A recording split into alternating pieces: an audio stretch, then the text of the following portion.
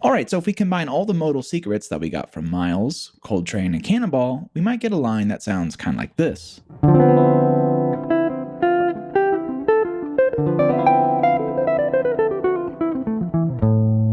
Miles Davis was one of the founders of the modal jazz style. His record Kind of Blue was widely influential on how people play jazz, even to this day. In this lesson, I'm going to cover the modal secrets used by the great players on the tune So What from that record, including Miles Davis, John Coltrane, and Cannonball Adderley. Let's get into it.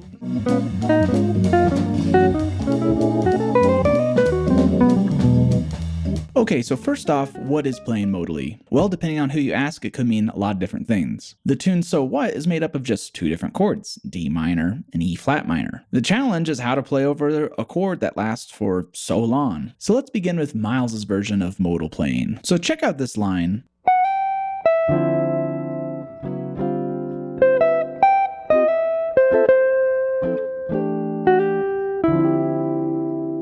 Notice how colorful this line sounds. That's because Miles is playing around specific notes that get him a certain sound. In this case, that sound is a group of notes, or mode, called Dorian.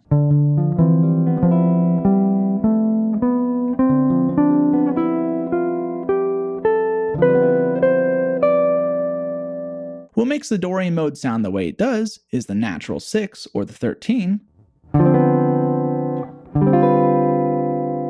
the natural 9, and the 11th.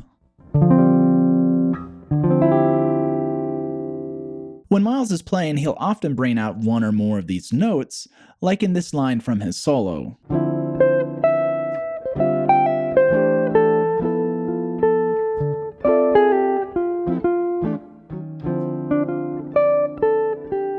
I want you to notice how he's doing this though. He's playing around two different triads over our D minor chord, that being D minor and C major.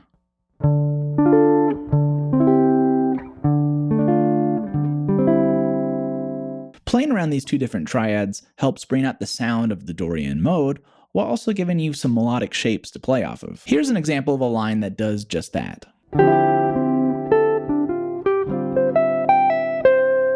You could also change these two triads into major and minor 7 arpeggios to bring out even more colors over our D minor chord.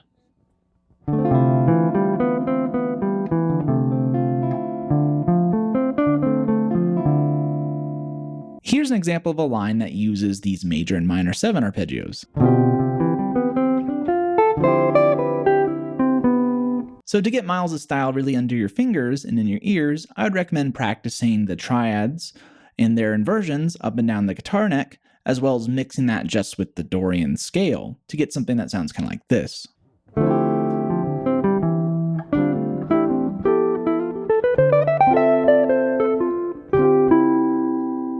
If you're liking this lesson so far, make sure to hit that like and subscribe button.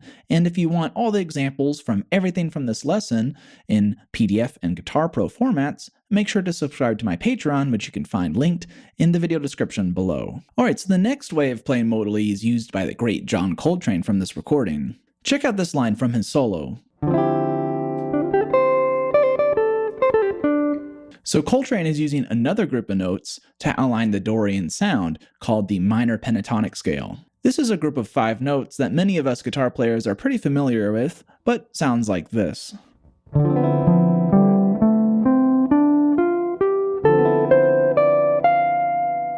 So what Coltrane often does in this solo is play patterns inside of this scale. Here's an example of a great pattern that you could use.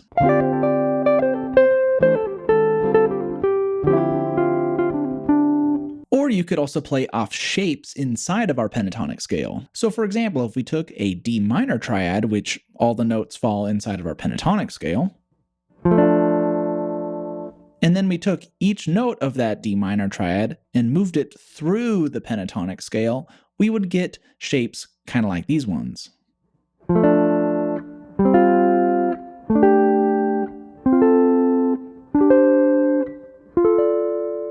So you could play off these shapes going up the guitar neck or across the guitar neck like this.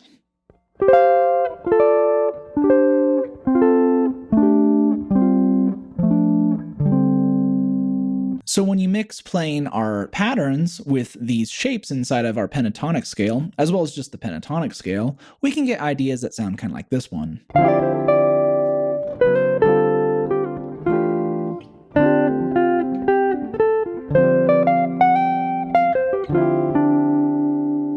You could also add a little dissonance to the sound by moving everything up a half step from whatever chord we're playing on. So for example, we could take our pentatonic shapes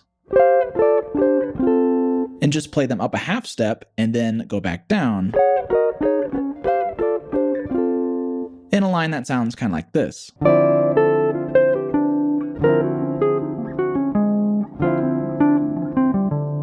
Alright, so the last way that you could play modally is to imply other chords over a D minor 7, which is Cannonball Adderley's approach. Take this line for example.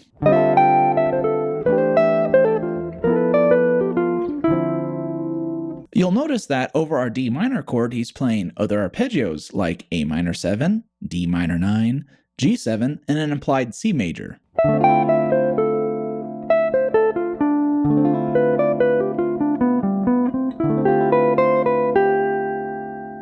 He's able to do this because all the chords that are inside of the Dorian scale are essentially the same chords that come out of the C major scale, just starting on the 2 chord.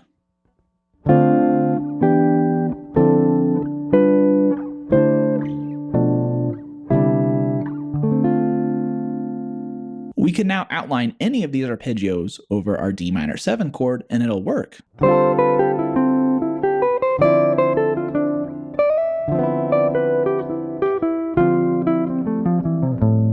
Cannonball will also play the D minor 7 chord like it's part of a 2-5-1 in the key of C. So he does this by just playing around the G7 of the 2-5-1 and ignoring our D minor. So essentially he's playing just G7 ideas over D minor 7.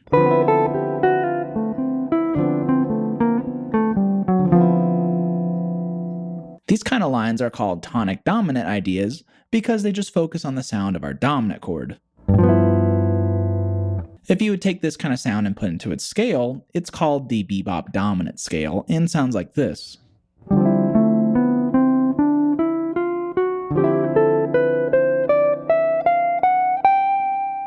Here's an example of a line that's using all the different concepts that Cannonball is showing us.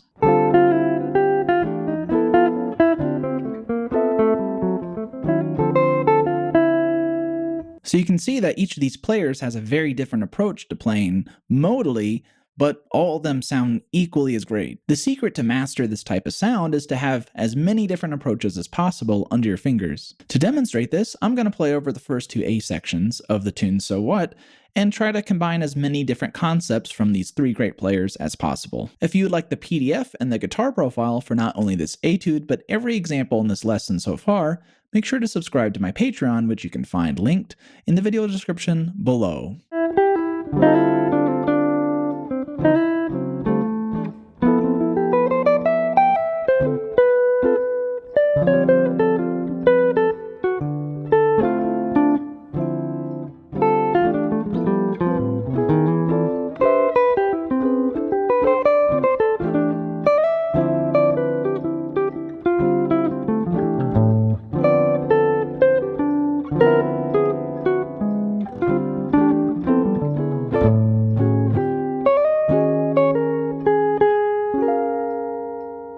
Alright, thank you guys so much for watching this video about the modal secrets of So What. If you like this modal lesson and want me to cover other modes other than just Dorian and how it's played on So What, make sure to let me know in the comment section below. If you've been liking my lessons and want to help support the channel, make sure to hit that like and subscribe button, as well as signing up for the Patreon. For only $5 a month, you get access to a bunch of PDFs, a bunch of extra material that's not available on YouTube, and it really helps out me personally.